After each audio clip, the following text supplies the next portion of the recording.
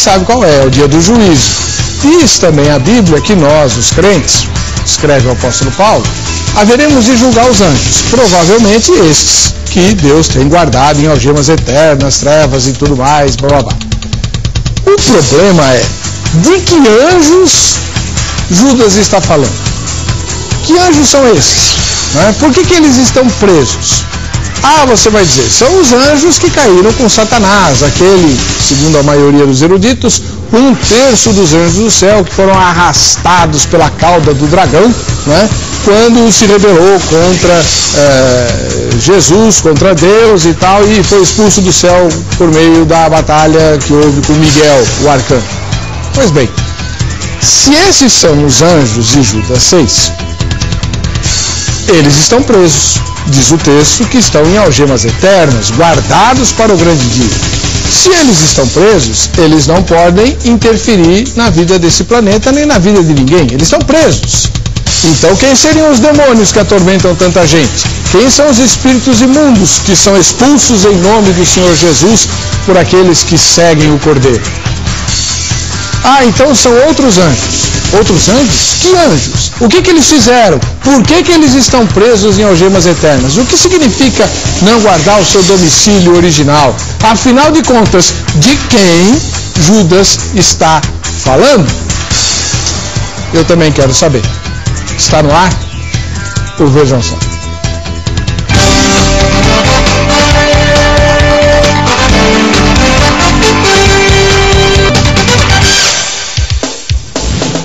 Olá, é com alegria que, em nome da Academia Teológica da Graça de Deus, começamos mais uma edição do programa Vejam Só, que vai ao ar de segunda a sexta-feira, sempre nesse mesmo horário, até a meia-noite. Agradeço o carinho da sua audiência e aproveito para convidá-lo a participar do debate. A sua ferramenta de contato conosco é o site vejamsó.com.br.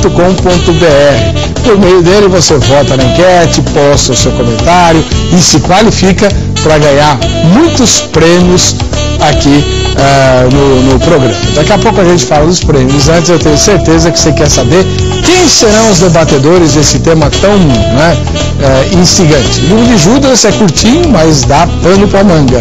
Aliás, dá pano para toga, eu diria.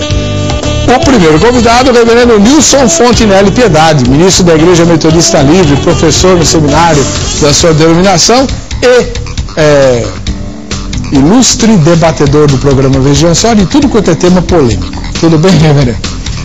Tudo bem, né? Prazer estar aqui para tratar desse tema, um tema assim interessante, né? E nas outras vezes que foi debatido eu percebo que há bastante retorno, contato do pessoal, porque realmente é um tema que empolga, né? Então, para a gente é um prazer estar aqui. Você dá aula de que lá na faculdade? Exegese do Novo Testamento. Você gosta do livro de Judas? Eu acho interessante. Judas é um livro bem interessante. Curtinho, mas interessante, bem. Você acha que Judas era irmão de Jesus mesmo? Eu creio que sim. Que tinha outro apóstolo chamado Judas que não era o traidor, não é? Sim, mas eu creio que o Judas ali realmente é o irmão de Jesus. É a própria tradição, né? Afirma que ele seria realmente o irmão de Jesus. Os pais da igreja falaram. Exato. Ah, não. O outro Judas então não escreveu nada. Eu creio que não. Ah, não. Eu mesmo entendo. Pois é, tinha 12. Um morreu, tá bom. Né? Foi substituído por Matias, que só aparece também na eleição, né? Parece uns certos políticos brasileiros. Mas tá bom, esse é outro assunto. Então vamos para o outro debatedor, que é outra fera, frequente, assíduo aqui no programa. Vejam só, vem só quando o tema é daqueles que ninguém mais aceita discutir. Pastor Elias Soares de Moraes, escritor, teólogo e integrante da Igreja Assembleia de Deus. E, assim, tá famoso hoje porque o programa que ele ajuda a fazer aos domingos na Rádio Musical FM tá pegando fogo. Paz e graça, pastor. Tudo bem? Amém, pastor Heber. É sempre um prazer enorme poder estar retornando aqui no estúdio da HIT para tratarmos de temas assim tão interessantes, tão intrigantes e empolgantes como esse de Judas 6. Pois é, o pastor Elias lançou há pouco tempo um dicionário etimológico. Dá para você mostrar o dicionário, pastor? Dicionário etimológico, né, de nomes bíblicos, que inclusive ensejou uma matéria de capa, acho que de 12 páginas da revista Apologética Cristã, né, que eu anunciava aqui. Esse dicionário ajuda a desvendar um monte de mitos a respeito dos nomes. Tem muito crente que fica com medo de dar determinado nome por causa do significado. O que o senhor pensa disso e qual foi o resultado da sua pesquisa, pastor? Bom, nós chamamos esta crendice, em primeiro lugar, de onomatomancia, que vem da palavra onoma, no grego, que é nome, e manteia, que é adivinhação. Algumas pessoas que são adeptas a crer que o nome pode influenciar no destino ou nas vidas das pessoas, são também, de igual modo, chamadas de onomatomantes, ou seja, adeptos dessa adivinhação fundamentada nos nomes, que nada mais é do que, de acordo com a palavra de Deus, uma abominação diante de Deus. Os nomes não podem influenciar nem para o bem e nem para o mal. Se existe um nome que pode mudar a vida de alguém, é o nome de Jesus. Então, se o que o senhor está falando, não teria problema nenhum alguém dar o nome de Nabucodonosor para o seu filho? Não, existem nomes que nós deveríamos evitar, não por uma crendice de influência A ou B, mas por uma questão de ser um nome pejorativo, que vai acabar atraindo sarcasmos, risos, chacotas, bullying. Então seria interessante evitar esses nomes. Mas existe na área do direito, se não me engano, a lei 6.015/73, ela dá a possibilidade para a pessoa que quiser fazer a mudança do prenome. Se ela tiver o nome e o sobrenome, então ela está arruinada. Agora, se for arruinada no sentido de vai continuar sendo motivo de chacota, mas se for somente o prenome, ela pode fazer uma mudança do ponto de vista jurídico, ela pode pleitear isso aí e mudar o seu nome. Eu acho tão bonito assim, Nabucodonosor. É interessante, Nabucodonosor. Sim, sonoro, comprido, não vai ter homônimo. Não, mas tem outro bem interessante, Maer Salal Hasbas, para homem. Qual que é o nome? Maer Salal Hasbas, é o filho de Isaías. Toda presa, não, como é que é? Rápido despojo, presa segura. Rápido despojo, presa segura. Se for filha, pode ser trifena, trifosa, trifosina. Aí fica a opção de quem quiser. Como chamam seus filhos, pastor? Olha, Davi. Né? E Abigail. A esposa é Débora e eu sou Elias. Tá bom. Toda uma família bíblica. Família bíblica. Amém. Obrigado pela sua participação. Eu que agradeço. E como é nosso hábito, recente, mas quando os temas são bíblicos ou teológicos, nós trazemos um seminarista para nos ajudar a apertar os convidados e trazer a visão de quem está se deparando com aquele tema do ponto de vista acadêmico. E o seminarista de plantão hoje é o Luiz Henrique Portela Faria, que é do seminário José Manuel da Conceição. Seja bem-vindo, como é que vai? Paz e graça. A paz. Muito obrigado por convidar-me e por me dar a oportunidade de, junto com os convidados, de tirar tantas dúvidas que nós, como estudantes, temos com relação a esse tema. Você está em que ano lá no JMC? No 3º ano. E a sua igreja qual é, irmão? Eu sou da Igreja Presbiteriana de São Vicente, no litoral, a primeira igreja da cidade. E lá eu trabalho como seminarista com adolescentes e jovens. Muito obrigado pela sua presença aqui. Eu que agradeço. Vamos para a matéria de abertura e a gente já volta com o debate no Vejam Só.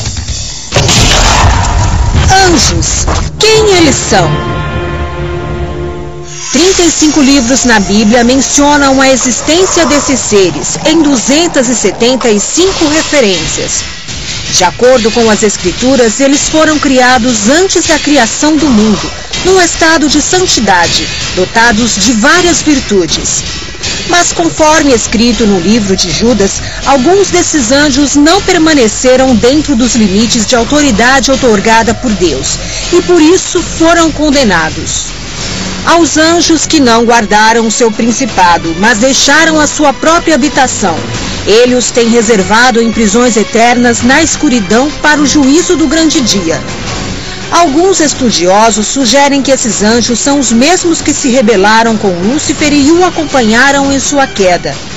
Porém, como explicar a condição de aprisionados em trevas se os anjos decaídos são instrumentos ativos de Satanás até os dias de hoje sob domínio da terra? Então, quem são os anjos de Judas 6?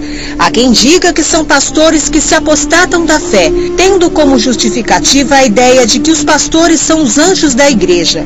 E no texto de Judas, estes pastores desprezariam o principado ou a dignidade e abandonariam sua habitação, ou seja, a igreja. No entanto, pouco menor que os anjos, Deus fez o homem, como diz Salmos 8. Logo, se tem a ideia de que os anjos não podem ser comparados aos homens. Mas se os anjos aprisionados de Judas 6 não são os decaídos com Lúcifer e muito menos os pastores desviados da igreja, vejam só a pergunta: quem eles são? Só uma correçãozinha aí. A referência de Salmo 8 precisa ser melhor discutida e explicada. A gente pode até fazer um debate sobre isso. Quem é que a Bíblia diz que foi feito pouco menor do que os anjos? Porque tem uma referência em Hebreus aí que vai trazer problema. Mas esse é outro assunto. Vamos lá. Nós estamos falando de Judas, não de Hebreus nem do Salmo 8, né? É verdade. Bom, quem são os anjos mencionados em Judas 6? Vou começar aqui com o pastor Nilson Fontinelli Piedade, que já está acostumado a defender posturas não muito comuns, né? Mas sempre muito instigantes. E ele vai deixar para depois por que ele pensa o que pensa. Agora ele vai declarar o que ele pensa a respeito da identidade desses anjos. Ok. Pastor, eu creio que esses anjos de Judas 6 não são os anjos caídos juntamente com Satanás. É uma outra casta, né, se poder chamar de casta, uma outra legião de anjos, que tem a ver com aqueles anjos lá de Gênesis, que tem a ver com os anjos lá que Pedro cita, os anjos em prisão, também citado que Jesus vai e prega os espíritos em prisão. Eu creio que são uma outra legião de anjos. E essa legião de anjos, ela na Terra, ela teve uma influência muito forte nos dias do dilúvio, que antecederam o dilúvio, como também esse grupo de anjos tiveram uma participação decisiva no que aconteceu em Sodoma e Gomorra. E por isso que o texto de Judas, inclusive, faz referência a esses pontos aí. O que eles fizeram em Gênesis, lá do dilúvio, e em Sodoma e Gomorra? É que lá em Gênesis, quando vai narrar a história da depravação do homem, ele entra na questão ali de que os anjos, os filhos de Deus tiveram, né, relações com as filhas dos homens. Certo. E que daí surgiu essa raça, vamos dizer assim, corrompida. Surgiram criaturas aí que não era intenção de Deus que surgisse na Terra. O dilúvio veio até como vamos dizer, uma salvação para a humanidade do que era o propósito inicial de Deus. E aí Deus encerra no dilúvio esses anjos e os encerra daí em prisão. E por isso que lá em Judas fala... Então os filhos dos homens em Gênesis 6 que se unem às filhas... Não, os filhos de Deus em Gênesis 6 que se unem às filhas dos homens seriam os tais anjos que Judas diz que foram presos por Deus. Exato. E os mesmos que Pedro lá diz que Jesus foi e pregou os espíritos em prisão na primeira epístola de Pedro. E em Sodoma e Gomorra, o que eles fizeram? Então, o que o texto ali nos deixa aparecer para a gente ali, né, quando nós encontramos essa citação em Judas, é que esse tipo de prática dos anjos passou a ser vamos dizer assim, essa iniciativa deles passou a quase que ser um tipo de algo repetitivo na história. Tem uma mosquinha querendo aparecer na televisão aqui. Então, isso seria algo assim que tinha a tendência de haver uma reincidência na história. E para que isso não acontecesse é que Deus vai intervir, Deus vai tomar uma posição. Mas então os anjos foram presos quando? No dilúvio ou em Sodoma e Gomorra? Porque tem uma distância considerável entre uma coisa e outra, né? Então, o que o texto nos deixa a entender é que havia vamos dizer assim, havia um incentivo, havia um tipo de prática que depois ela vai se tornando exemplo. E esse exemplo é que Deus vem e encerra lá no dilúvio. Essa prática que você está falando, qual que é? Essa prática dos anjos de querer se unir às mulheres. Anjos querer se unir às mulheres.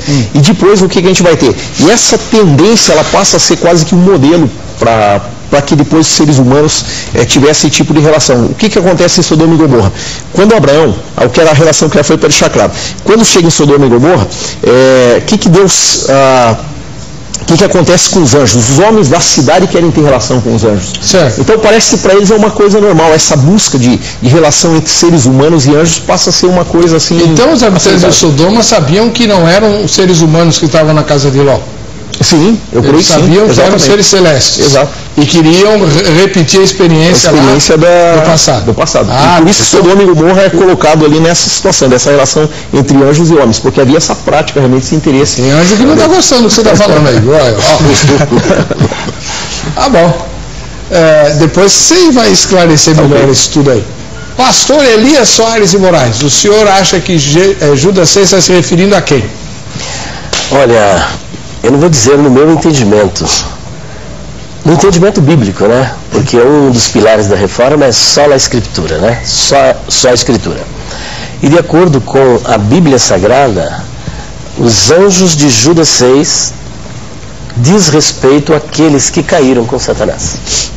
São os mesmos da rebelião. Os mesmos da rebelião de Lúcifer. Mas se eles estão presos, quem são os demônios? É bem interessante essa questão. Porque ali em Judas 6 não diz que todos os anjos estão presos. Diz que os anjos estão presos, porém não diz que todos estão presos. Os que não estão presos são os demônios. E os que estão presos, estão presos. E por que eles estão presos?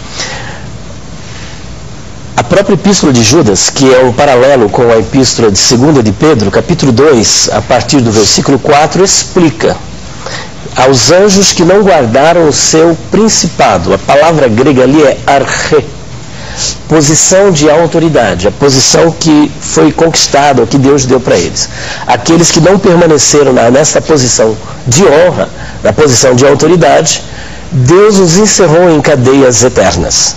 Porque se nós entendermos que todos os anjos de Judas 6 ou da rebelião estão presos, eu usaria aqui a maiêutica socrática, respondendo a pergunta com outra pergunta. O que é que Satanás está fazendo perturbando a humanidade? Essa era a minha pergunta, Por que o principal está solto se todos os outros estão presos? Então, dizer que todos estão presos, nós excluímos o próprio Satanás. Certo.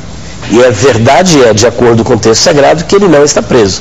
Ele está bem solto, inclusive Pedro diz, olha, vigiai, porque o vosso adversário anda bramando como leão, anda em derredor, bramando como leão, procurando a quem possa tragar. Então ele está muito solto. Então o senhor não é amilenista? Eu sou pré-milenista, pré-tribulacionista. Porque o amilenista crê que o diabo está preso, né? Pois é, mas a Bíblia... aí do lado, quer dizer, não sei se ele mas estuda numa escola cuja denominação é, pelo menos nominalmente, amilenista, que é o nosso querido irmão Luiz Henrique Portela Faria, seminarista, terceironista do Seminário Presbiteriano José Manuel da Conceição. Isso mesmo. Você é amilenista? Eu sou amilenista. Assim, ou por enquanto é? Por enquanto sou, até que me prove o contrário. Se a Bíblia me mostrar o contrário, mudo por ser as Escrituras. Então quem são, para você, na sua opinião, por onde você sabe, porque depois você vai me ajudar a fazer pergunta, né? A questionar. Mas, na sua opinião, quem são os tais anjos lá de Judas 6? Olha, eu em princípio concordo com o meu irmão aqui. Pastor Elias. Porque no contexto de Gênesis, eu não vejo uma entrada direta com relação a pensar que os anjos ali, que os filhos de Deus ali são anjos. Por outro lado, é possível harmonizar a ideia de serem anjos com outros textos, que não tiraria diretamente a harmonia bíblica disso. Então eu tenho boas perguntas para fazer a ambos os pastores. É muito bom, essa ideia de ter seminarista é muito boa. Legal. Você gosta lá do José Manuel da Conceição? Eu gosto. É um seminário, internato, né? Tem aula de manhã o dia inteiro? Não. É um seminário que tem aula pela manhã e tem aula à noite para aqueles alunos que tendem a trabalhar durante o dia. Ah, tá. Então ou é de manhã ou de noite. Isso. Só que tem também o alojamento, né? Esse alojamento é para aqueles alunos que têm uma certa distância, que não moram na cidade de São Paulo necessariamente, uma distância, se não me engano, de 50 quilômetros do seminário, e que precisam morar para poder se locomover, né? É o meu caso. Eu fico então de segunda a sexta no alojamento, estudo no seminário e sábado e domingo estou em casa com a minha família. Que legal. E qual é a disciplina que você mais gosta? Eu gosto de exegese e sistemática. São as principais, assim. Eu sou professor de história, né? Então. Ah, você é professor de história? Sou professor de história. Que bom. Vou te dar uma dica, tá? Você está do lado de um livreiro. O pastor Elias tem uma livraria de primeiríssima grandeza. Opa. Primeiríssima grandeza. Livraria teológica. Né? E tem desconto para seminarista. Olha, se não tiver desconto, não apareça lá. Tá certo. É muito bom. Onde que é a sua livraria, pastor? Na rua Conde de Sarzedas, número 160, loja 27. Inclusive, temos aqui também o livro Perguntas Difíceis de Responder, que é uma exegese de alguns temas bem problemáticos como esse que nós procuramos trabalhar nesta obra aqui. Tá joia. Volume 3. Muito bom. Tem a pergunta de Judas 6 aí? Não, tem Gênesis 6:2. Ela ocupa 94 páginas do meu livro. O quê? É isso. Tá bom. Beleza. Vamos fazer o seguinte. Quanto tempo eu tenho ainda? Tá. Flávio Alves da Silva, de Pernambuco, cidade de Salomão. Interpretação para o qual não existe uma explicação teológica definitiva. Apenas deduções, suposições, algumas das tais bastante coerentes em meio a outras tantas repletas de fantasias e heresias. Se formos imaginar que os anjos citados em Judas 6 fizeram parte da grande rebelião no céu, surge a seguinte pergunta: por que Lúcifer, que foi o autor de tudo isso, permaneceu solto? Por outro lado, afirmar que os ditos anjos foram os filhos de Deus, descritos em Gênesis 6:2, penso que é forçar a barra. Não há argumento sustentável, teologicamente falando, que prove a materialização angelical no sentido de possuir sexualmente as filhas dos homens do período antediluviano. De modo que, perguntam os debatedores, os senhores têm 100% de certeza quanto à identidade dos anjos defendidas pelos cavalheiros? O senhor tem? Eu diria assim, em cima da... porque para a gente estudar a palavra de Deus, é claro que você vai formar todo um apanhado de textos e análise e coisas desse tipo. Eu tenho convicção, isso é uma convicção minha, de que a posição que eu estou defendendo de que esses anjos não são os anjos caídos com Satanás, eu tenho convicção de que realmente é uma outra legião de anjos aí que o texto está falando. Perfeito. O pastor Elias também tem convicção de que são os que caíram com seguidores de Lúcifer. 100%. Que bom, ótimo. Só eu e o seminarista temos direito de ter dúvida aqui. É verdade. Não é verdade? O senhor tem dúvida? Todas. E eu também, mais algumas. Perfeito. Então teremos um ótimo e excelente debate. E o Flávio vai ter as respostas que ele procurou aqui, né? O Flávio de Saloá, lá em Pernambuco. Vamos lá. O Túlio de Oliveira, de Uberaba, em Minas Gerais. Anjos existem antes que as pessoas, e aí está o exemplo dado por Judas no verso 6 do seu livro. Judas compartilha de exemplos de pessoas que já acreditavam e tinham confiança em Deus, mas abandonaram suas crenças em Deus. Judas se refere aos anjos caídos, esses anjos que antes adoravam a Deus e viviam diante de Deus e serviam a Deus e agora estavam em rebelião contra ele. Judas usa-os como exemplos para mostrar às pessoas o que acontece com aqueles que eram os mais próximos a Deus e ao mesmo tempo para aqueles que já foram crentes e agora são apóstatas, e em oposição direta aos propósitos de Deus. Judas transmite que, se Deus prendeu esses anjos criados e que viviam no céu, ao mesmo tempo diante dele, o que ele fará para aqueles que uma vez creram nele, mas o deixaram.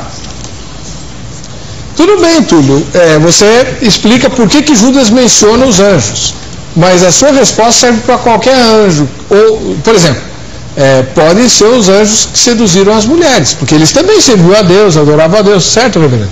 Sim, com certeza.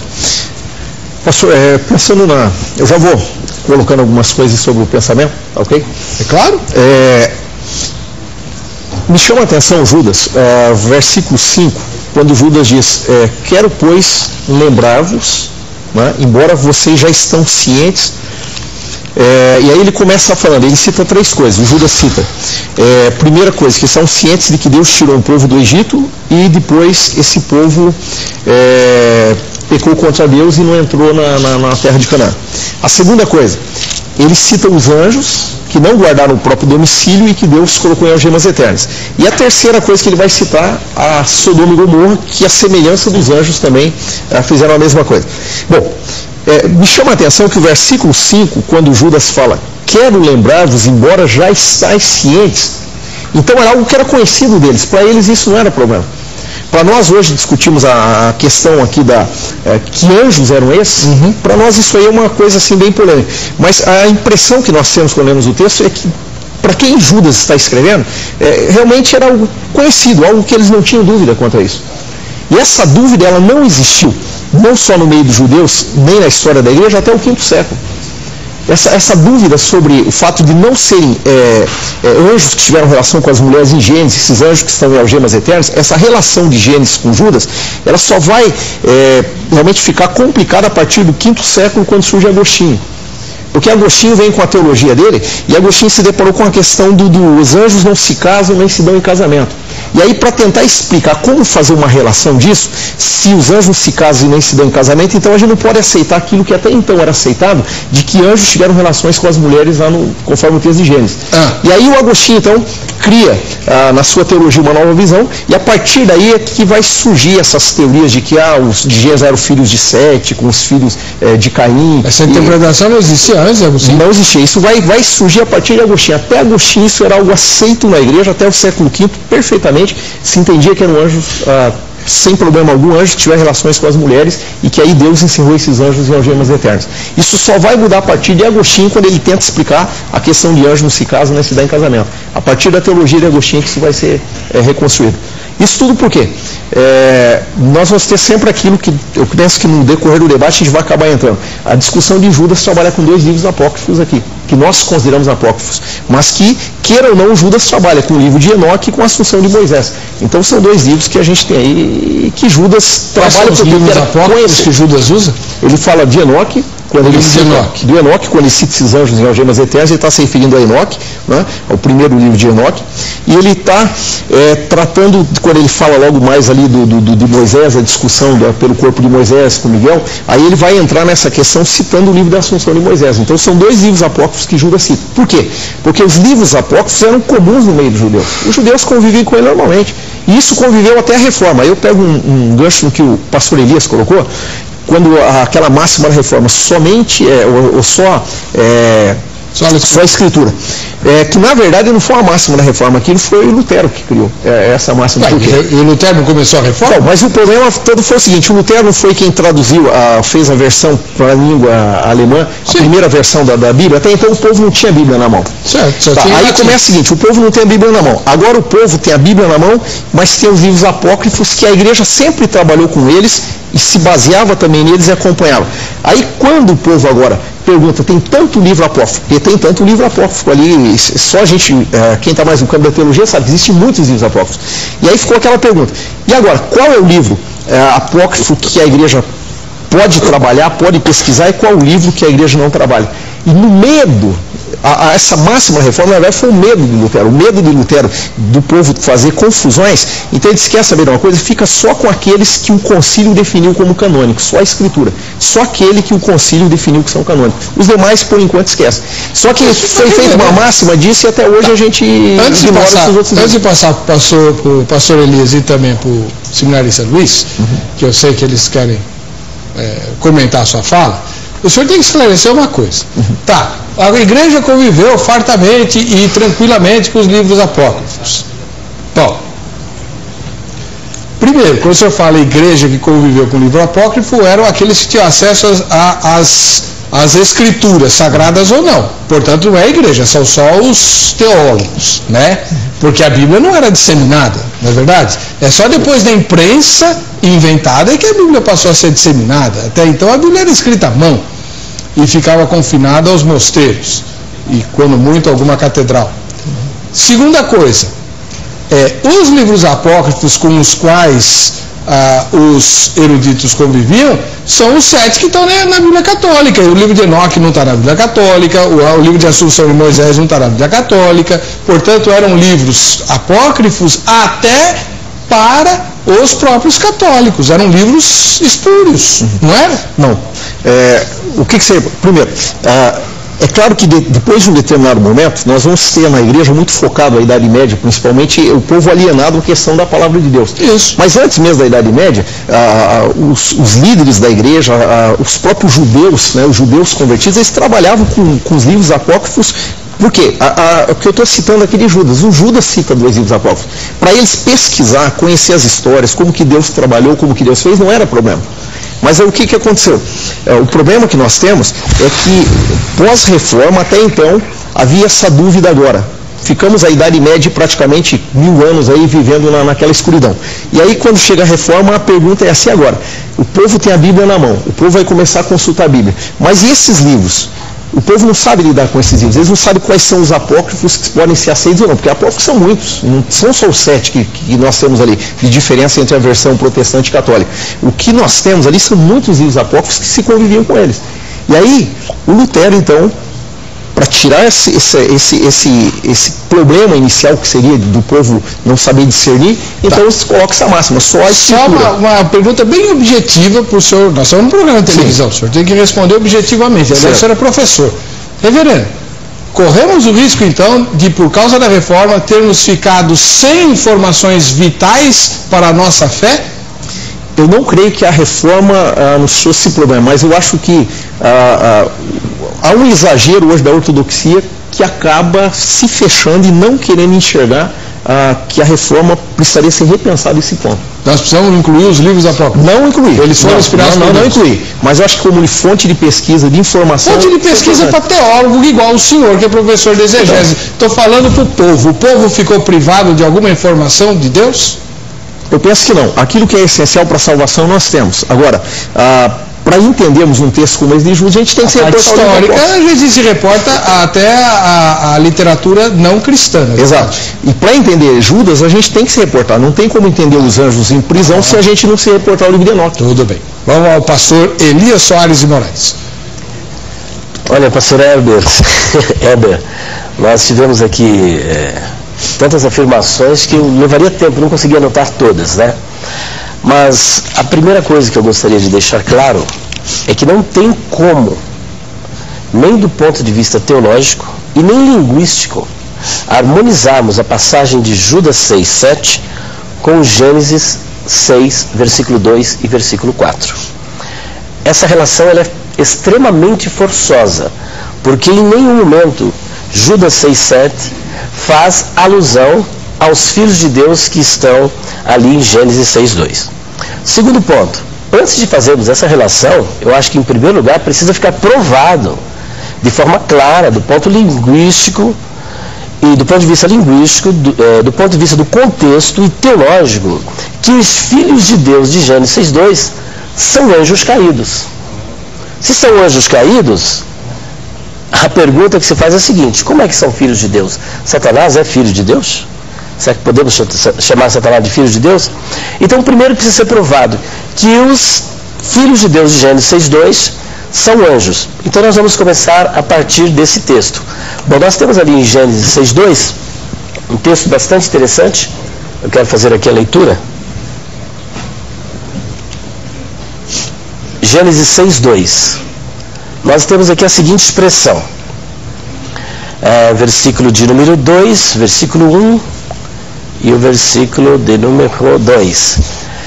Vairu bnei Elohim et benot Adam ki tobot chena vaikiru lachem vaishini kol asher baharu. Bom, o que nós temos aqui? A expressão hebraica para filhos de Deus é bnei Elohim. Essa expressão ela está no plural, porque a palavra hebraica para filho é ben. Aqui nós temos bnei. Bnei ha, que é o artigo definido, que está também no plural, por conta que o sujeito, que é Elohim, é a forma plural, então os filhos de Deus. Muito bem. Essa expressão, ela aparece algumas vezes na Bíblia. Por exemplo, ela aparece em Gênesis 6:2, ela aparece em Gênesis 6:4, ela aparece também em Jó, capítulo 1, versículo 6, aparece em Jó, versículo 1, em 2:1, aparece em Jó 38:7, e depois com uma forma modificada do hebraico Bnei Elim, ela vai aparecer de novo em Salmo 29:1 e 89:7, e com uma expressão aramaica como Bar Elahim, que está em Daniel, capítulo 3, versículo de número 25. Então vamos analisar cada uma dessas passagens e ver se realmente a expressão Bnei Elohim, encontrada em Gênesis 6:2 e também no versículo 4, se encaixa dentro do perfil que o nosso amigo pastor Nilson Fontinelli acabou de apresentar. Como é que nós determinamos uma palavra grega ou uma palavra hebraica? Será que nós damos um sentido para essas palavras de forma assim arbitrária? Porque salvar, soteria, está escrito em tal lugar, então todos os lugares que aparece soteria é salvação da alma. Olha, pera um pouquinho. Os hebreus, quando Moisés chegou lá no Egito, eles cuidavam que Moisés queria salvá-los. E a palavra grega que aparece como soteria é a mesma que aparece também em Efésios capítulo 2, versículo 8, pela graça sois salvos por meio da fé. Ora, mas soteria ali em Efésios 2:8 é salvação do ponto de vista espiritual. E nós somos resgatados do poder das trevas e fomos transportados por o reino do Filho do seu amor. Mas será que é justamente isso que Moisés também queria fazer ali no Egito? Salvá-los e transportá-los para o reino do filho dele, do amor de quem? Não. Eles cuidavam que Moisés queria salvá-los no sentido de libertá-los do poder temporal e não do poder espiritual de Satanás. Da mesma sorte, nós encontramos em Jó 2:9 uma expressão bastante interessante, alusiva à esposa de Jó, quando ela diz o seguinte: Barech Elohim Vamut. Barech, nós temos aí um Raf Sofi, que é uma gutural no final do verbo, que vem de Barach, a raiz em Kal, e esse verbo Barach, ele significa abençoar, louvar e bendizer. Logo que essa mulher disse Barech Elohim, que aí é a forma plural de Deus, mas Vamut, o vav mais o substantivo morte. Então, abençoe, louva, bendiga a Deus e morre. Ora, se ela disse Barech Elohim Vamut, louve, bendiga, abençoa a Deus e morre, por que os tradutores traduziram como amaldiçoa a Deus e morre?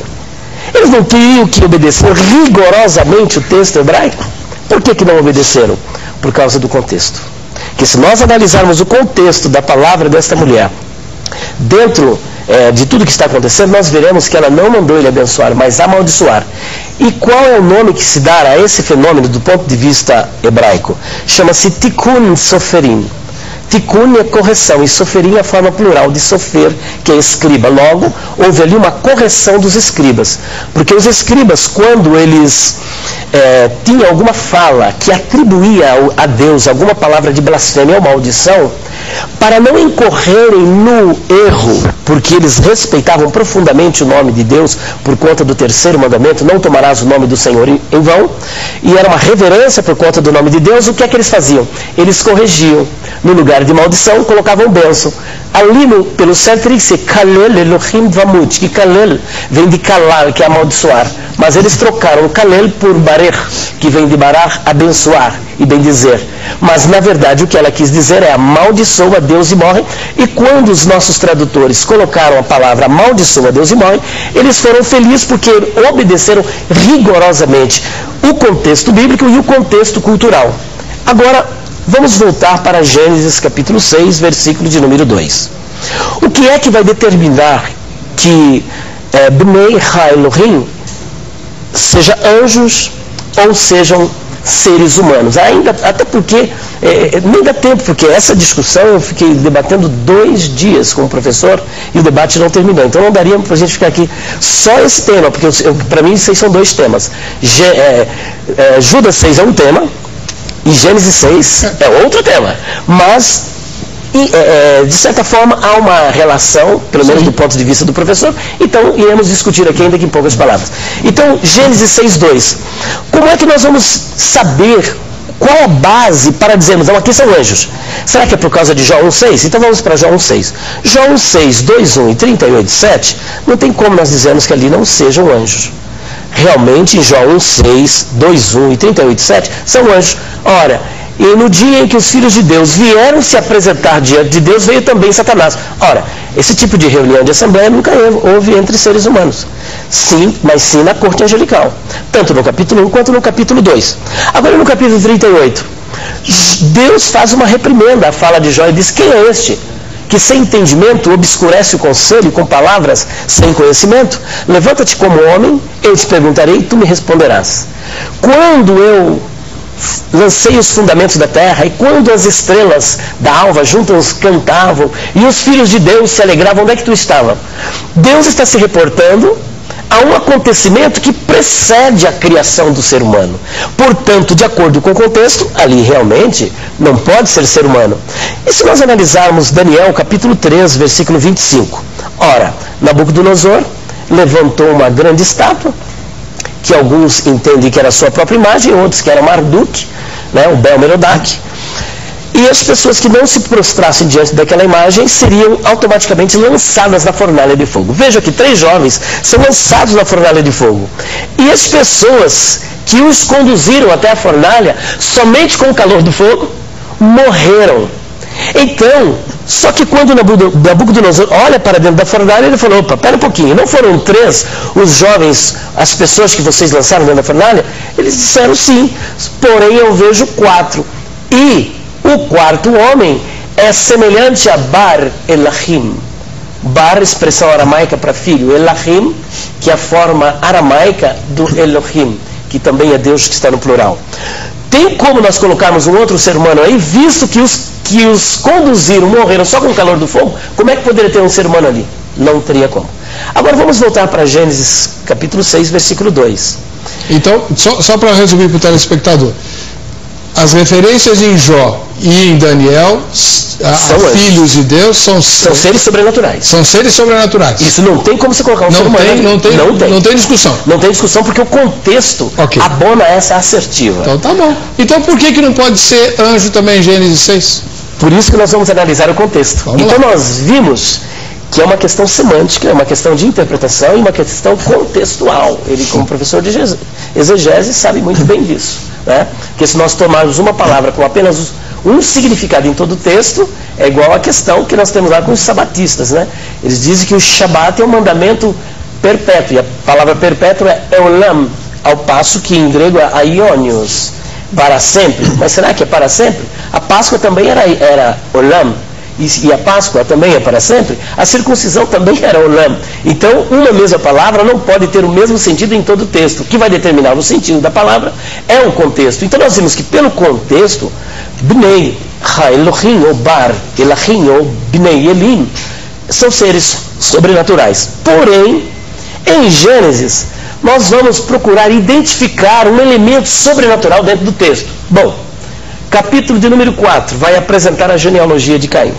São todos seres humanos. Capítulo de número 5, a genealogia de Sete. Vamos deixar o 6. O capítulo de número 7, nós temos a questão do dilúvio e as pessoas, os seres humanos que foram mortos pelas águas do dilúvio. Capítulo de número 8, dilúvio. Capítulo de número 9, dilúvio, e sai da arca 8 seres humanos. Capítulo 10 vai falar da distribuição das terras, seres humanos. Então não temos como colocar um anjo ali naquele texto. Não há como, são apenas seres humanos. Posso fazer uma perguntinha? Pode. Posso também entrar? Então faz você, que eu sei que a pergunta é a mesma. Né?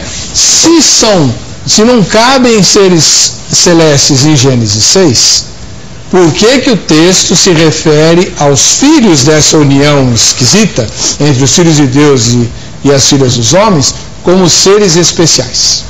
Justamente, que o termo filho de Deus, até hoje, é um termo técnico e específico para designar pessoas de um comportamento piedoso. Por exemplo, então vereis novamente a diferença entre o justo e o ímpio, os que servem a Deus e os que não servem. Nós somos adotados por Deus como filhos de Deus, filhos de adoção. Existem três expressões que podem designar filhos na Bíblia. Existem filhos por criação, existem filhos por eleição existem filhos por adoção, filhos por criação. Tudo que foi criado por Deus, os seres humanos são filhos de Deus do ponto de vista da criação. São filhos de Deus. Aí alguém pode levantar o seguinte questionamento: onde no Antigo Testamento alguém é chamado de filho de Deus? Aí eu tenho Adão. Adão é chamado de filho de Deus. Lá em Lucas capítulo 3, versículo 38. Ah, mas está em Lucas, sim, mas ele não passou pela cruz. E quando é feita essa reportagem em Adão, está na genealogia que começa em Adão. A genealogia de Lucas começa com Adão, ao passo que a genealogia de Mateus começa com Abraão. Então, Adão é chamado de filho de Deus. E em Deuteronômio 14:1, Israel também é chamado de filho de Deus. Oséias 1:10 também são chamados de filho de Deus. E nós somos chamados de filhos de Deus, filhos por adoção. Então são seres humanos piedosos que viveram naquela época, que são designados como filhos de Deus. E as filhas dos homens, como falar, as criaturas, as pessoas do mundo, não tem esse tipo de jargão? Tem. Justamente são aquelas que não vivem, aqueles que não vivem na presença de Deus. Mas o senhor não respondeu a minha pergunta. Qual? Os filhos dessa união, o resultado da união entre os filhos de Deus e as filhas dos homens, diz Gênesis 6, como é que fala lá, pastor? São os valentes, os homens enormes. Por que só o resultado da união das duas genealogias produziu seres de renome? Pela descrição de Gênesis 6, são seres meio estranhos, assim, meio heróis. Heróis. O pastor gostaria de acrescentar alguma coisa nessa fala? Eu quero colocar alguns pontos aí. Isso. Ah, muito bem. Olha, se estes, que a gente chama de gigantes, mas na verdade a palavra gigante não aparece ali no texto hebraico. A palavra que aparece é Nefilim.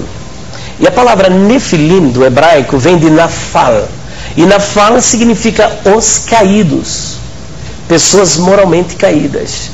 Né? Pessoas moralmente caídas. Mas o texto parece que exalta isso. Isso, então, mas não são gigantes. Agora, de onde veio a expressão gigante? Inclusive, eu quero me reportar aos apócrifos e pseudepígrafos, aos quais o pastor fez alusão, que eles têm uma origem. E a origem desses textos estão na Septuaginta. Muitos deles, com exceção desse de Judas, desse de Enoque, que está no apócrifo e pseudepígrafo da Bíblia. Inclusive, eu tenho lá volume 1 e volume 2 que eu vendo lá na minha loja, os apócrifos e pseudepígrafos da Bíblia, né? Mas a boa parte dos livros apócrifos, inclusive estes aludidos pelo professor, que constam na Bíblia católica, vieram da Septuaginta. Né? Vieram da Septuaginta. Então, como é que foi cunhado o termo gigante? Da Septuaginta, que é gigantes, de gigas, que aparece no texto de Números, capítulo 13, versículo de número 33, que quando os espias chegaram na terra, eles disseram: olha, nós vimos ali os filhos de Anak, nós vimos também os amalequitas, e os filhos de Anak eram homens de grande estatura, eram os descendentes de Nefilim, os descendentes do Nefilim. Então, o que eles associaram? Visto que eles disseram: olha, olhando nós para eles, nós parecíamos que nós éramos um gafanhoto. E eles também, quando olharam para nós, nos viam como um gafanhoto. Ora, qual é a dedução que os tradutores tiveram dessa assertiva?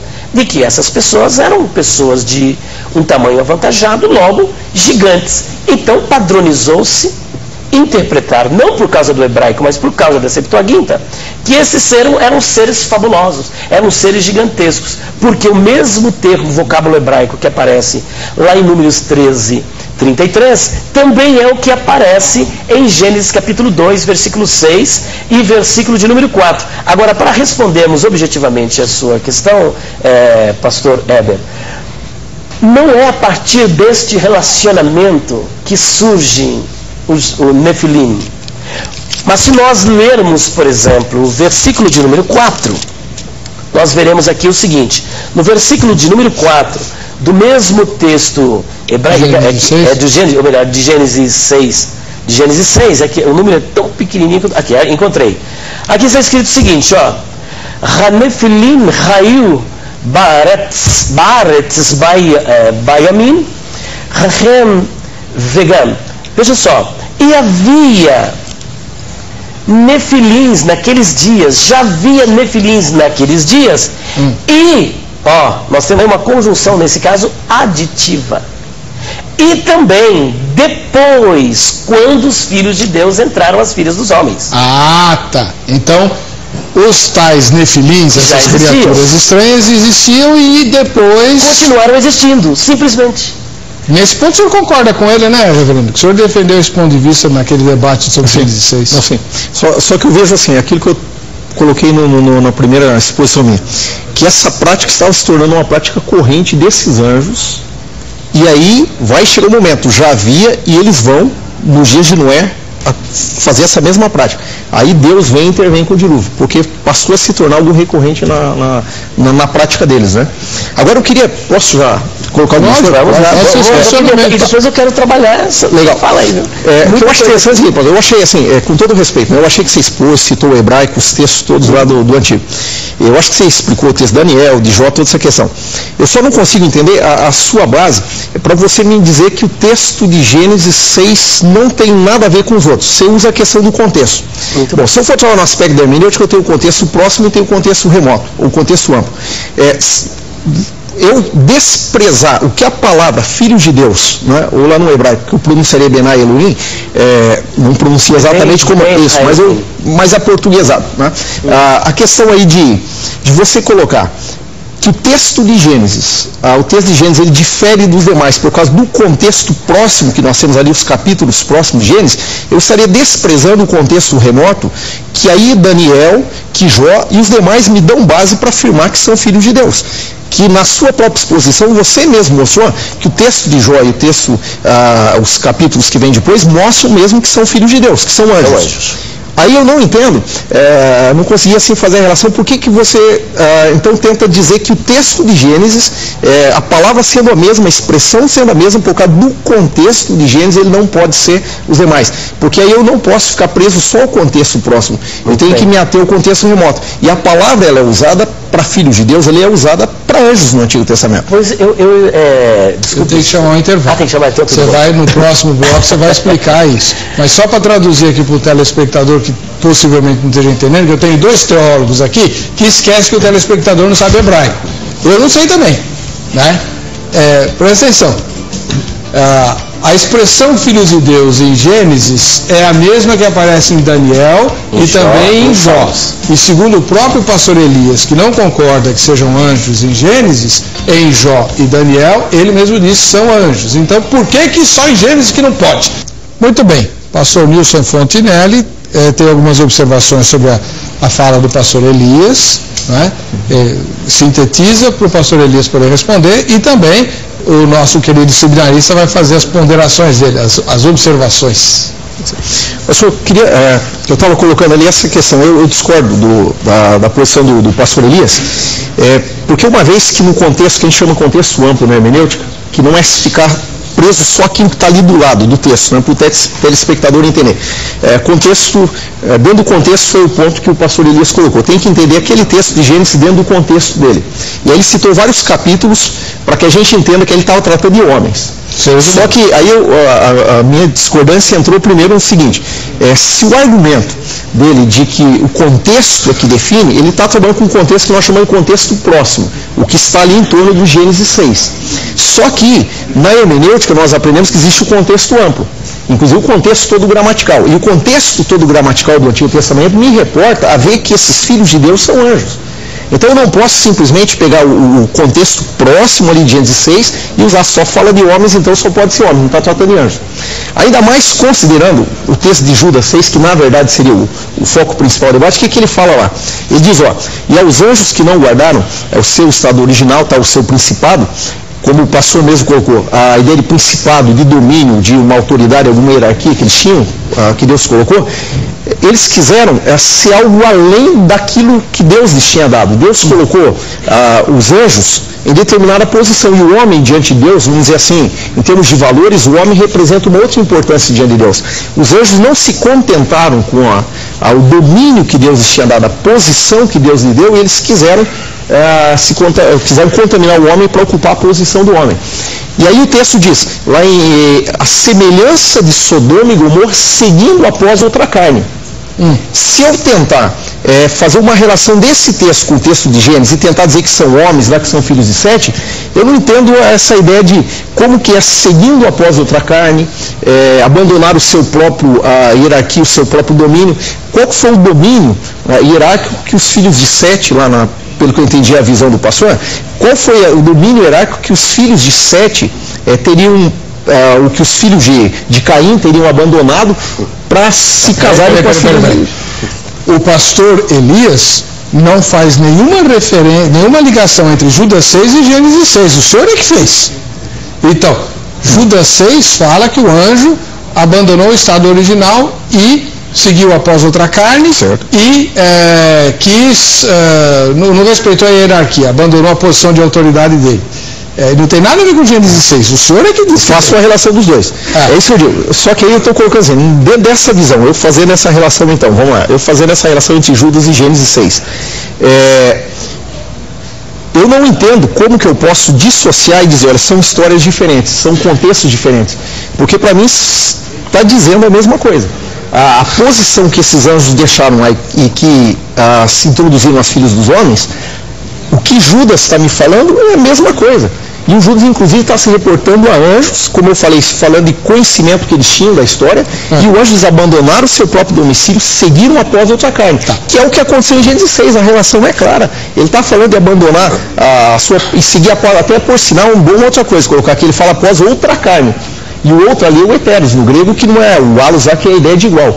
Mas a ideia de vocês com essa... Não, o que eu quero colocar assim, que quando ele está falando ali, seguindo após outra carne em Gênesis 6, ele tá, em Judas 6, ele está se reportando que não é um ser humano buscando um ser humano, mas que sim um anjo ali, vamos dizer, com características que eu creio que tinham até materiais, esse anjo agora buscando uma outra carne, que é a carne do ser humano. É como se eu fosse a carne do homem e a carne dos animais, são carnes diferentes.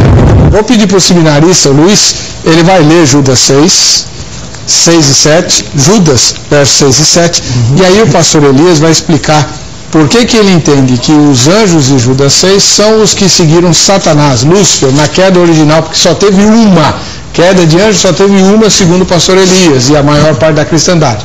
Já o pastor Nilson Fontinelli entende que há duas quedas angelicais, uma de Lúcifer, que gerou os demônios, e uma outra que é essa de Gênesis 6, em que os anjos coabitaram com as mulheres e esses anjos safados foram presos. E é deles que Judas está falando. Então leia o texto, por favor, Luiz. E há anjos, os que não guardaram seu estado original, mas abandonaram seu próprio domicílio. Ele, tendo guardado sob trevas, em algemas eternas, para o juízo do grande dia, como Sodoma e Gomorra e as cidades circunvizinhas, que, havendo se entregado à prostituição como aqueles, seguindo após outra carne, são postas para exemplo de fogo eterno, sofrendo punição. Pastor Elias. Muito bem, só que antes de nós considerarmos Judas 6 e 7, que se nós, eu preciso dar as respostas às indagações feitas pelo professor. Como é que eu consegui dizer que lá em Gênesis 6 não são anjos, mas os outros são anjos? Sim. Justamente por conta do contexto. Então veja só, nós vamos analisar o contexto. Nós vimos que no contexto de Jó 1:6, 2:1, 38:7, Daniel 3:25, não tem como a gente colocar um ser humano. São seres sobrenaturais atuando ali naquele momento. E que são chamados na nossa versão de filhos de Deus. Filhos de Deus, que em hebraico Bnei Elohim, ou em grego Hoi, Huyoi, Tuteu. Então vamos lá. Por que não é? Porque no capítulo 4, capítulo 5, capítulo 6, capítulo 7, capítulo 8, capítulo 9, capítulo 10, capítulo 11, capítulo 12, não encontramos seres sobrenaturais, seres angélicos. Desde o capítulo 4 até o capítulo 12. Não existe como nós colocarmos, ao passo que ali nós temos o contexto para anjos. Agora vamos analisar as passagens de Gênesis 6. Gênesis, então, começa dizendo o seguinte, versículo 2. Viram os filhos de Deus que as filhas dos homens eram formosas e tomaram para si mulheres de todas as que escolheram. Em primeiro lugar, a expressão hebraica aqui para tomar uma mulher nunca é para um relacionamento promíscuo. Nunca é para algo incestuoso, para uma licenciosidade.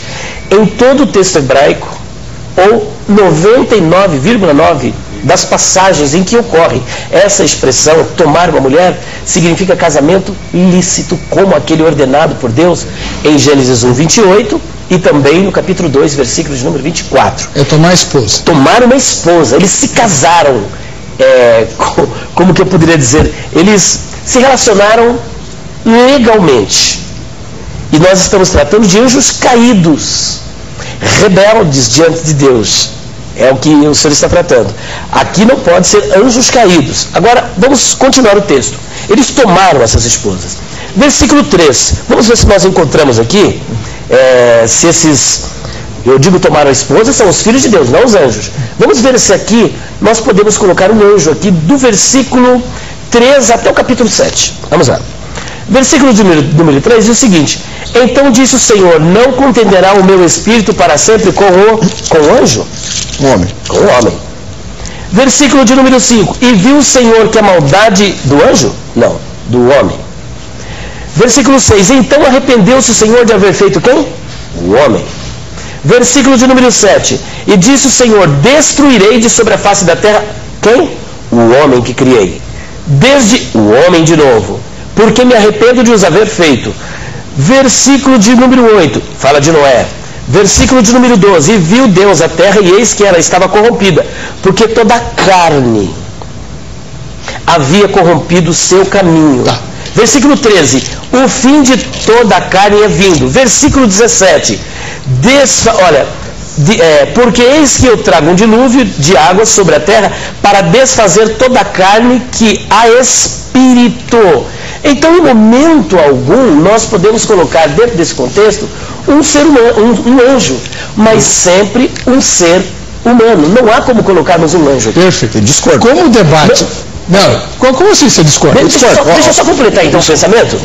Então, o que acontece? A palavra, então, Binei, a expressão Binei Elohim, é a mesma coisa que acontece com outras palavras. Inclusive, eu estou aqui num debate bem interessante aqui com alguns irmãos de outra fé, onde eles dizem, eu vou repetir tudo que eu já disse, porque eu expliquei o porquê desse contexto. Eu não entendi, sinceramente não me convenceu. Por exemplo, o senhor acha que o sábado é um mandamento, não tem nada a ver com isso. Não, mas o texto, então, o texto que nós estamos discutindo, eu digo, sou sincero, não me convenceu a questão do contexto. Pois é, o senhor é justamente isso que eu quero apresentar para o senhor. Não, mas aí nós vamos ficar... Senão ele não vai conseguir o meu ponto. O contexto remoto para o pastor, o contexto imediato para o pastor Elias é suficiente. Para o pastor Nilson não é. Agora, é questão de opinião, o telespectador entendeu. Justamente. Que o pastor Elias falou que em Jó, em Daniel, filhos de Deus só pode ser anjo.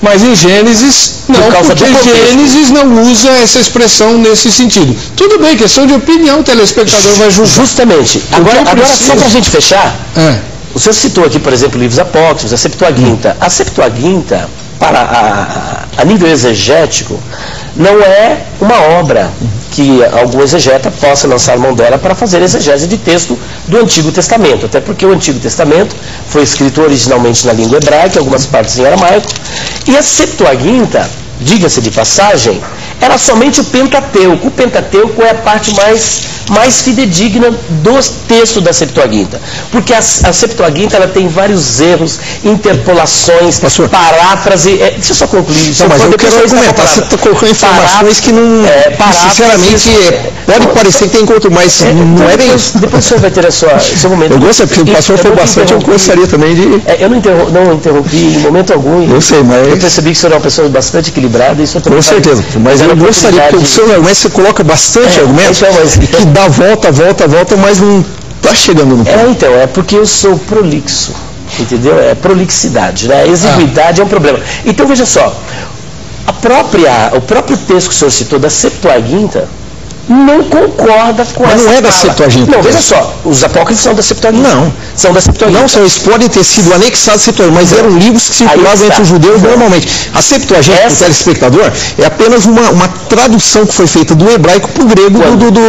Isso foi feito no ano 250, mais ou menos, antes de Cristo. Você está vendo? Exato. Então, permita-me eu agora, a minha fala. Aí que eu lhe digo o seguinte, a Septuaginta, na verdade, não é ela a responsável, porque o pastor está usando como argumento, por que eu estou rebatendo? Porque está usando como argumento para rebater as minhas ideias, quando eu cito o livro de Enoque. A Septuaginta, ela não é a causa do livro de Enoque. O livro de Enoque já existia.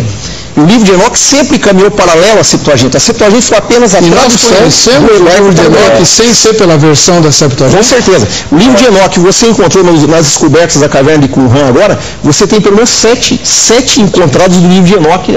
Isso, em hebraico. Essa versão? Eu não lembro agora a versão, mas o que nós tínhamos é uma versão etíope. A primeira versão etíope conhecida antes diferente daquela que está na Septuaginta? Deixa só. Não, o livro de Enoque, a versão conhecida sempre foi a versão etíope. Agora nas cavernas de Qumran se descobriu mais 7 exemplares do livro de Enoque que confirmam a versão etíope. E a etíope não tem nada a ver com isso. Eu posso, por favor? Pode, mas como eu gostei também. Porque...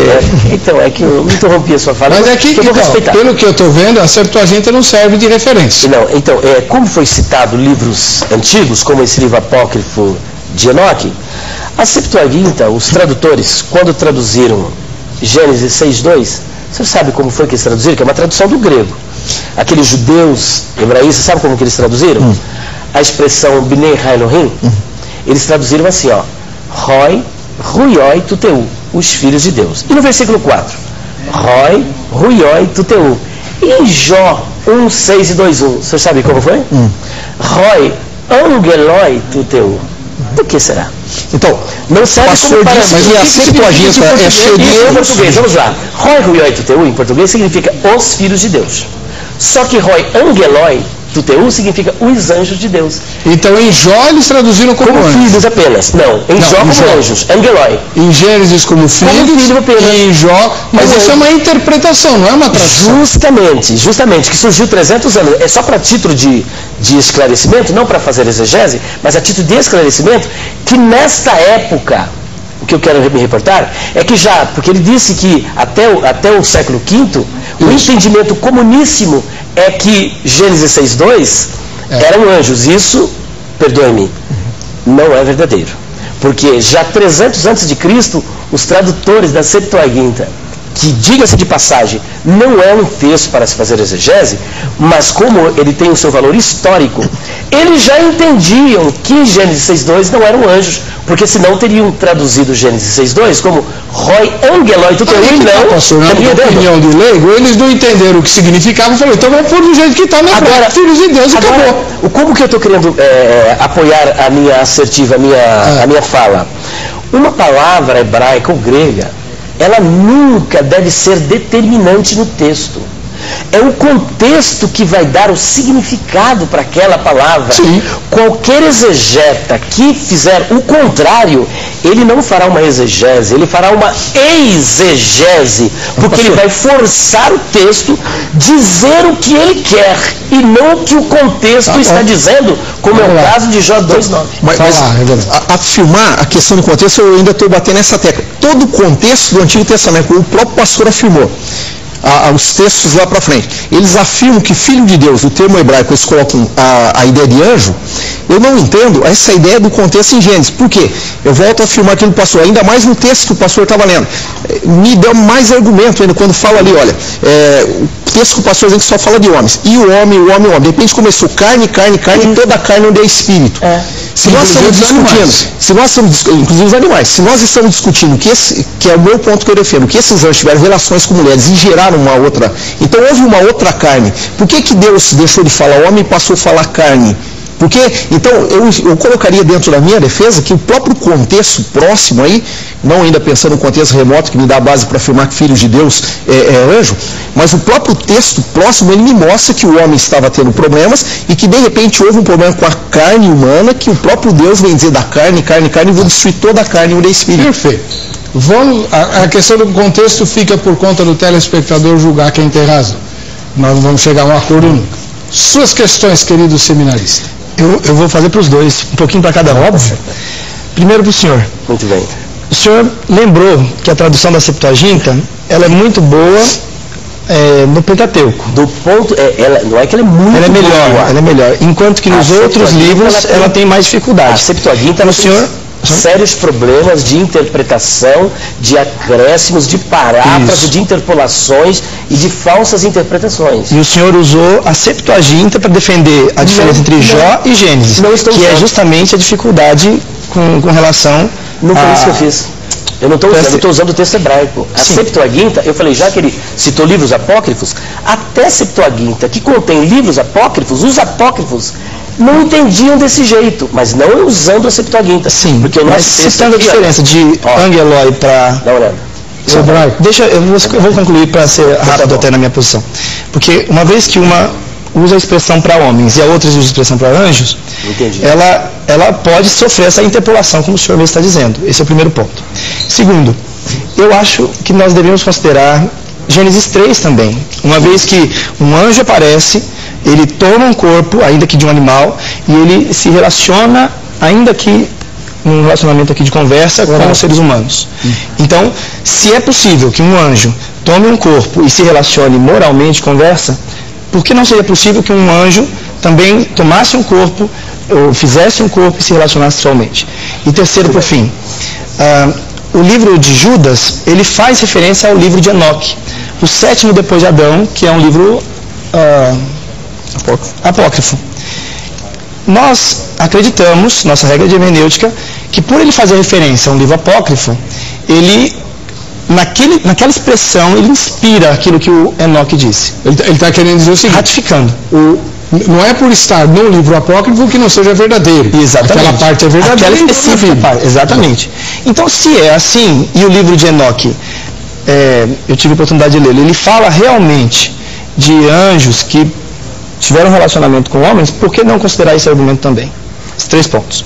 Para o senhor, que defende o outro lado, eu gostaria que o senhor explicasse a posição de Agostinho, porque esse é um texto que Mateus 23, 22, 20 e 30, quando diz que anjos não se dão em casamento. E se não se dão em casamento, como que podem ter relação sexual? Aliás, até a palavra tomar no sentido bíblico, eu concordo com o senhor. Naquele contexto, com relação a casamento. Mas será que a palavra, no uso regular da cultura da época, também não se dava com relacionamento informal? Não existia isso, irmão. Relacionamento informal era resolvido na pedra. Não era? Não tinha ficar naquela época. Mas tinha múltiplas mulheres. Não, tinha ter várias esposas. Isso. Tudo bem, mas eram esposas, você tinha que sustentar. Mas se entender que o dias de Noé está falando a corrupção da raça humana, então havia nesse sentido. Ok, tá bem. E uma última para ele também, por favor. Quando, no primeiro argumento que o senhor usou, quando falou de Sodoma e Gomorra, que inclusive Judas faz referência. Como é que, havendo um dilúvio, morre todas as pessoas, só fica a família de Noé? Essa prática continua a ponto de chegar em Gomorra, se não havia quem passasse isso, se só sobrou o povo de Deus? Haha! Boa! Essa ideia de trazer seminarista foi porra. Começa com o senhor, que falou menos no bloco anterior, tá? E depois o pastor Elias responde ao meu querido seminarista Luiz Henrique. Vai voltar. Vamos ver, só recordar a ênfase do Agostinho e essa questão da Sodoma e Gomorra. Aí ele pegou você. Eu só faria um adendo, só uma coisa rápida, quando você falou do Enoque, ali a questão daquela parte que foi citada e inspirada. Eu penso que a gente tem que estudar a parte que está ali, mas você tem que entender o contexto daquilo que foi colocado ali. Se ele citou Enoque, não basta só aquela parte de Enoque, eu tenho que entender o contexto que estava aquilo para entender melhor. A questão de Agostinho. Aí é um problema muito, assim, claro, de interpretação, de hermenêutica e de exegese. As pessoas normalmente se concentram. Ali você tem Mateus, Marcos, Lucas, que a gente conhece como evangelhos sinóticos, que você tem que fazer a leitura em conjunto. Você pega o dos evangelistas e ele diz, olha, Jesus está dizendo assim na tradução do evangelista, no céu não se casa e não se dão em casamento, são como os anjos. Ótimo. Aí daí se entendeu que anjo não casa, e por isso no céu o ser humano não vai casar, porque são como anjos no céu que não se casam. Se você caminhar ali para os demais evangelistas, o que você vai perceber? Eu acho que é o Lucas que cita na frente, que agora, como um termo, me fuge um pouco, que ele detalha essa questão. É o Lucas. E ele detalha essa questão, ele diz o seguinte, ele diz, olha, ele disse, porque a discussão ali é o seguinte, os saduceus estão querendo saber sobre ressurreição. O problema deles não é se a mulher vai estar casada ou não, eles querem provar para Jesus que não existe ressurreição. Se existe, com quem ela vai casar?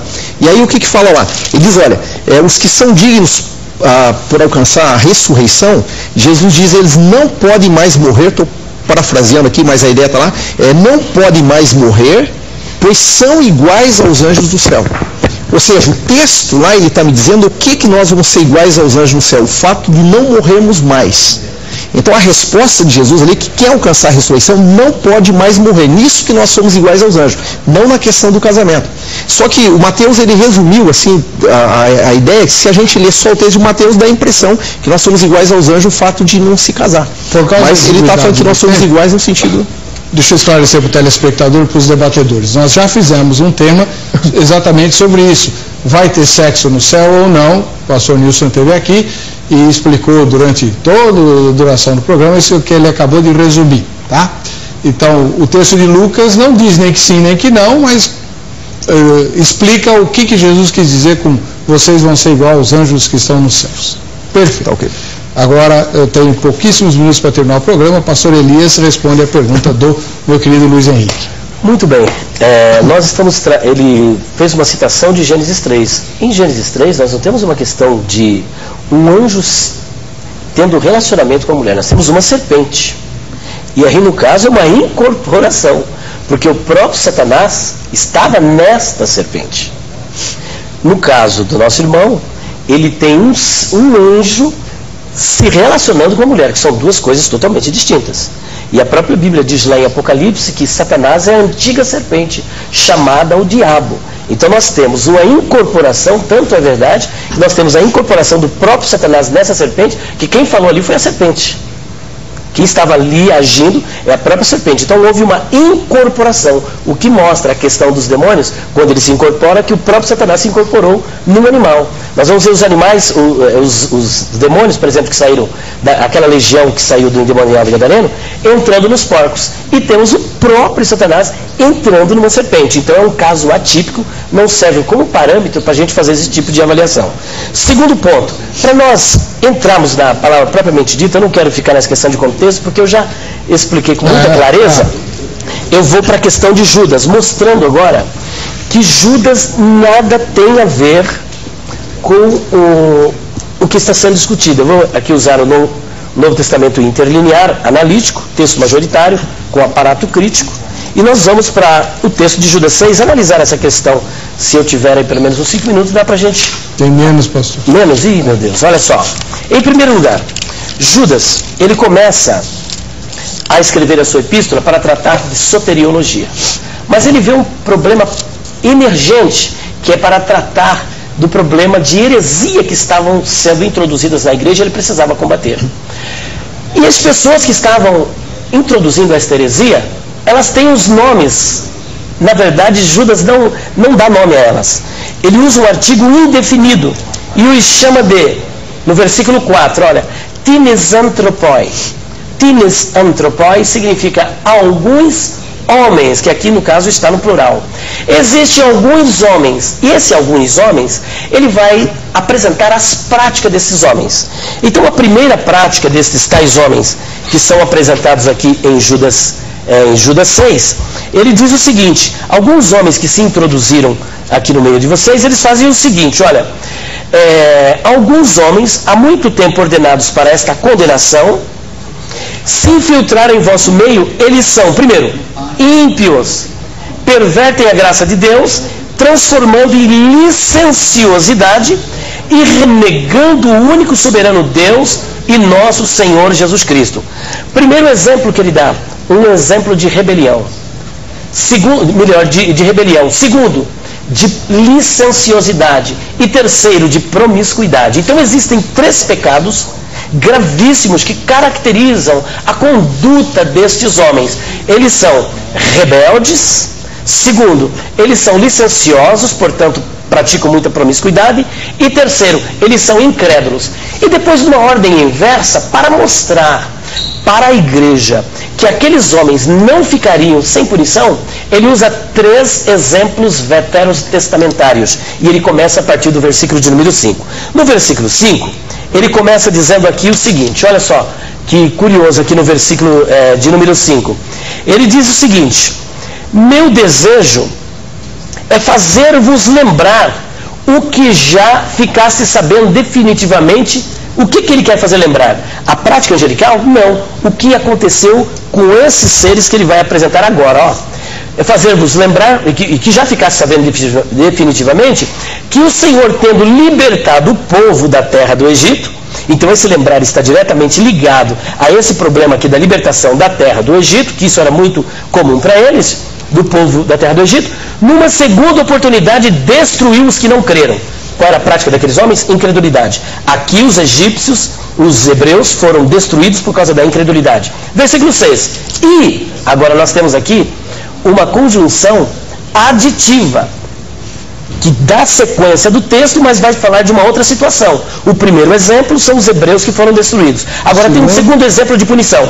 E os anjos que não perseveraram o domínio que lhes pertencia, mas abandonaram seu próprio domicílio, ele mantém presos com correntes eternas e nas trevas para o juízo do grande dia. Esse texto está se reportando àqueles anjos lá de Apocalipse capítulo 12, versículo 3, que se rebeliaram. Outra prática daqueles homens ímpios, rebelião. E esses anjos também se rebelaram contra Deus. Versículo número 7. Como também, ou semelhantemente, também sucedeu com Sodoma e Gomorra e as cidades circunvizinhas, agindo de maneira semelhante aos tais de quem falo. Aos tais são os times antropoi do versículo de número 4. Aí nós vamos ver uma repetição, que nós deveríamos nos ater ao texto por isso, porque eu ia trabalhar o texto grego, porque a palavra tutóis, o pronome demonstrativo masculino plural, ele vai aparecer cerca de 7 vezes, indicando sempre que esse tutóis, estes, refere-se simplesmente aos homens do versículo de número 4. Porque do versículo 4 até o versículo 7, nós temos o que chamamos em língua portuguesa de parêntese. Vamos fazer um tema sobre Judas 7. Não tem problema nenhum. O único problema que eu tenho é falta de tempo. Acabou o tempo.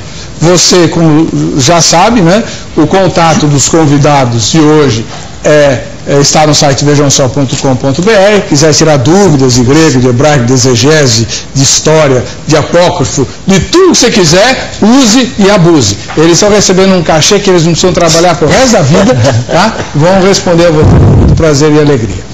Te espero lá na grade. Para você que fica com a gente, que fica com a Rit, a paz e a graça de Jesus. Nos veremos no próximo Vejam Só.